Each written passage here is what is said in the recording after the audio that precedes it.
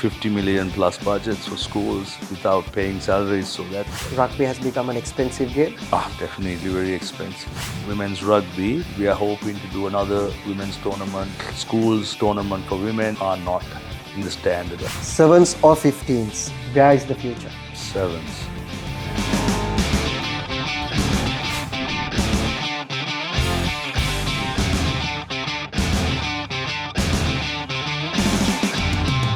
No team grows in isolation. They need exposure. Credit to the Sri Lankan Rugby Union for bringing in, giving the opportunity for the Sri Lankan players to get that exposure with the recently concluded international matches as well. In your view, how important is international exposure for a Sri Lankan player as we aspire towards an Asian medal? It's actually really very important. And now if you see the results from last year to this year, even in the New Zealand, last year we lost by 50 points or more one of the games. I believe this year, with the inclusion of the foreign players, the international players who came and played with us, it really helped our players to front up when they're playing with the foreign players here for the full team of foreigners. So that fear factor and it was reduced a lot, and they have got confident in taking them down, tackling the bigger boys. So that's really important. So and the other reason, of course, was we had a better preparation with our coach this year, Tushant Luke. He did a fabulous job. I thought we could have won both games. We were just close, but we had a few players missing, a few of our seniors, and since some of the boys opted to play only sevens, due to as it's been a very, very long season. And that's one of the other things that I wanted to mention earlier and I missed. In Sri Lanka, the same players play both formats. Yep. While all the other nations who are competing ahead of us in the sevens, or they have separate squads for both formats, because the international calendar is made for two separate squads. Now it's simply not humanly possible to continuously play both formats now, especially with the physicality the game is at. As you said clearly, it's much more stronger, more physical, faster. The boys with rugby, it's not possible, because it will just at one point lead to chronic injuries, overtraining. So this cycle is it's a vicious cycle and needs to break. So hope that's with this Asian Games coming, we some of the boys have opted to stay out because it was a long ruling season. So that led to a little bit of few of our positions in the 15s in the last two games not having our best players available, which actually hurt us quite a bit. I'm confident that if we did have a full complement of our players, including the couple of key players like Heshan Jensen, who was injured, is now out for the season, and even players like Kavindu Costa, Jani Dilshan, Srinath Suryabanda, who opted not to play due to sevens commitment, we could have definitely won both of those games. You brought the conversation, the talk to the right point, 15s or 7s, because the squad management, that's a huge challenge which we have, what we observe from outside as well. But I'll park that aspect for the time being, because before that I wanted to ask a very important question from you. Should Sri Lankan players be more encouraged or be encouraged more to participate in overseas leagues? Well, it's a good thing. I just got a call a couple of days ago regarding two of our players who have been drafted to the RPL in India. So India is starting a Rugby Premier League similar to the IPL, and starting payments for the lowest payment for a 2-week period is $2,500. So by going, and that kind of opportunities will help us as well, because that will keep more players in the game. And definitely it's a good thing. They'll go and get to play with the best sevens players in the world. So that format, I believe, is they allow to bring in up to 3 players from internationally, and there are 4 Indians or a couple of the Asians playing, but it's 3, and the players who are coming for that are the best sevens players in the world. By playing with the best, you really improve always. So definitely, it's a good thing to encourage. Which brings us to the most important and the exciting part of the conversation, the game plan. If you were to design a game plan to elevate Sri Lanka rugby, what are the top 3 immediate changes you would make it to effect? Funds permitting, definitely immediately have 2 separate squads and build on those squads continuously and work towards building specialized squads. That's the first thing. Secondly, I would start having development squads at school level, say under 16, under 18, under 20. To even if we do not have the funds to go forward, we'd like to get the boys in immediately into the national pool, the best of the best, give them the exposure of the best coaches that we have, the national coaching setup, make sure that they know that they learn all those key things that school coaches might not tell them, and also to know that they are valued, that they show them their potential to, which could keep them in the game. Let me see, what's the third one? Definitely, I can't really think of something off the back of my head right now, but definitely I would say try to get under 21 or a 24 tournament going again. It's really important to, as I said, to create more pathways into the club and national sevens, national team, because right now, if you take the stats, I think almost 2,700 schoolboys played the under 19 at all divisions last year, out of which about 1,000 players left school, and we only had 38 players who joined club rugby. It's less than 5%. So having pathways will ensure that we will have more players continuing. So that's definitely something that I like to do. Thanks, Pavithra. Those are very important 3 aspects which you, from a long-term strategy, what Sri Lanka should follow. What are the things Sri Lanka should follow to become a top Asian rugby playing nation? Just one. We will need to have full-time professional contracts and proper high-performance program, monitoring these players, making sure that they are hitting those targets regularly, and also ensuring that their rehabilitation, recovery, all those. It's a whole bundle of things that needs to be looked at, and all of that we'll have to bring them into a proper, complete, full program with nutritionists, because some players don't know what you need to eat properly, when you need to eat, rehydration. Hydration is massive. For performance, if you're dehydrated, it can affect you so much. You just don't realize it. So that entire thing needs to be looked at if we are going to compete with the best. Especially now, if you say in Asia, the top of Asia 15s is Hong Kong, and they're miles ahead. And we can compete with Dubai and Korea, but Hong Kong's miles ahead. So to that, they got lots of funding. They have lots of their players playing in the top Japanese league. So we need to have our players be able to go and play in those kind of environments, and for that we need to have better systems here overall. Pavithra, let me ask you this way. Realistically, how long do we have to wait until we get there? Realistically, I would say if you want to go to the World Cup, we always thought it was at least going to be 2033 before we could challenge Hong Kong. And for that, we need to put in a lot of work right throughout till then, because they will keep improving as well, because they now have qualified for the World Cup last year. when you get qualified for the World Cup, you get massive amount of funding from TV rights.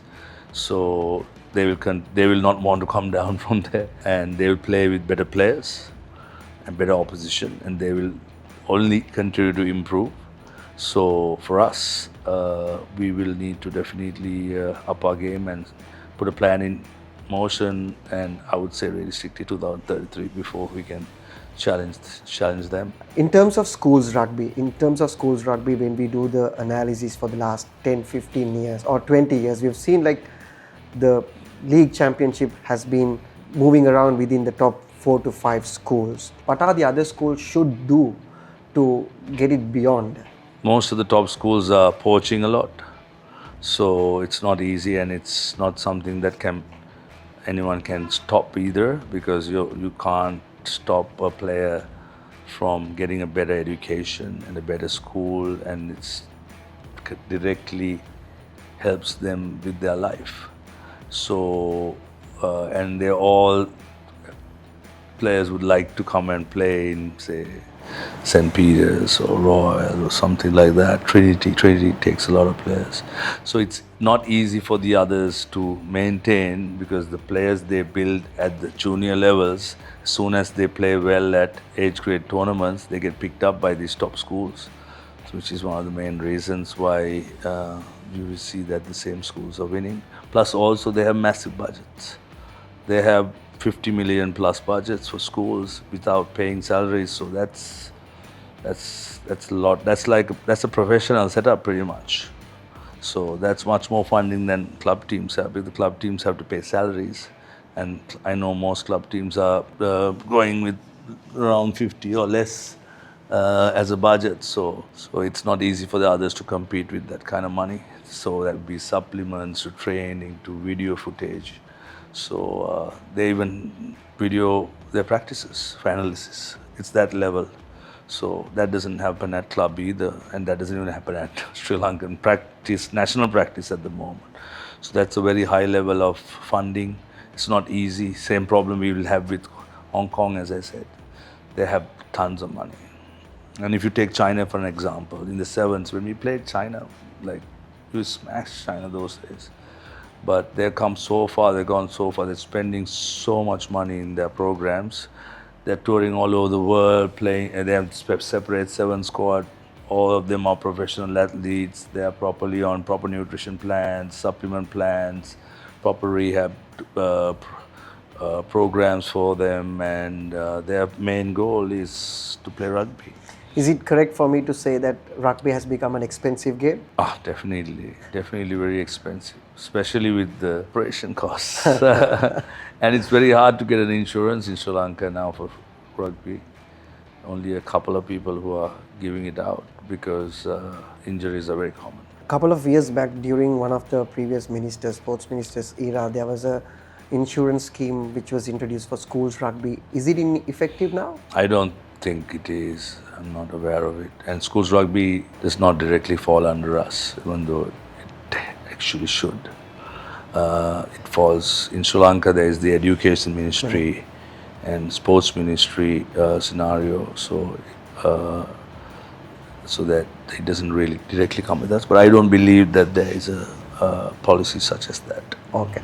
So I think throughout our conversation, we missed one of the important aspects: rugby for women. What are your plans, Pavithra? Because we know there are other sports which are encouraging more women participation. They are evolving around club matches, schools. It's getting expanded.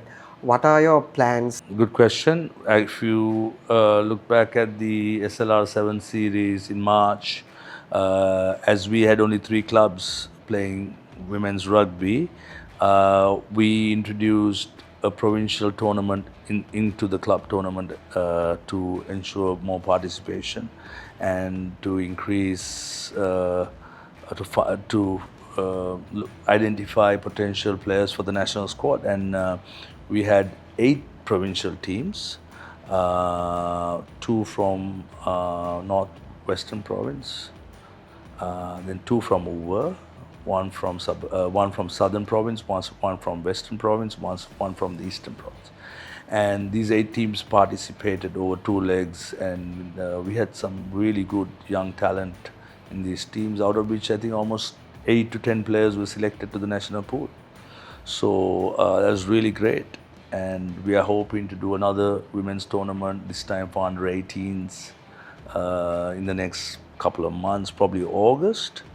And we really want to try and grow the game to at least where it was before COVID, because we were 4th in Asia at that time, when under Asanga Senviratne, the current NOC president, Sri Lanka made their way up to 2nd in the men's and 4th in Asia. But after that, there was a very bad period with COVID, to administrative blunders, to being banned by World Rugby, to Asia Rugby, all of that. We went down to 16th in the women's and 12th in the men. But the men, as I said, were able to come back to 3rd within a year, but women only came back to 11th. And the reason for that is, sadly, there's the schools tournament for women and the club tournament for women are not in the standard of the men's tournaments. So we need to change that. So that's why we started having more tournaments, because in Sri Lanka, the women's national team pretty much completely comes from the provincial system. These players who are built in the provincial system gets picked up by the forces, and then they play for the forces, and the teams have been coming from there, pretty much from the forces teams. So hopefully we are encouraging at the moment more clubs to try and start women's rugby, because now we're focusing on the 7s format, which is easier also to maintain a squad, because you can get away with, say, 15 people and the cost comes down. But 7s is the way forward at the moment for Sri Lankan women's rugby, for sure. That's great, and we are looking forward for that evolvement as well. Moving on to the rapid fire questions. So, Pavithra, I'll be asking one Sri Lankan player with world-class potential. Navin Marasinghe. One change needed immediately. Separate squads for 15s and 7s. This is the question for you. 7s or 15s, where is the future? 7s. One country Sri Lanka should model. Tough one. Hong Kong. Yeah, that's really tough one, because we have certain rules, like with player eligibility. Now, if you say Hong Kong, 90-70% of their players are foreign-based players. It's very hard to do it. Even Japan, most countries now have foreign-based players. So it's even Dubai is now having a whole set of Fijian players coming up. So that comes under the 5-year eligibility rule that World Rugby has. So that works where if you have lived in a country for 60 months, you are allowed to play for that country, as long as, so based on that, when those certain countries like Dubai and Hong Kong, where there is a strong economies, where there are strong, good jobs, a lot of people who come there, work there and live there, then they get eligible and they play for these countries. So very hard to really model ourselves around anyone exactly, but I would say we must try to do something like that as well if you're serious about competing, because we would, by having like 4 or 5, say, Fijian players in the side, could mean the difference between getting there and beating Hong Kong or Dubai eventually now. Yeah. One word to describe Sri Lankan rugby today. Momentum? Yeah, momentum is with us, yeah. Okay. It was a great conversation. Thank you once again. And we would like to, on behalf of Sri Lankan Sports TV, we would like to wish you all the very best as you've been elected into the National Olympic Committee as an executive committee member. All the best on your endeavors in that role as well. Thank you. Thank you for being with us. Stay tuned for more exciting interviews. Signing up for the day, Benzi from Game Plan.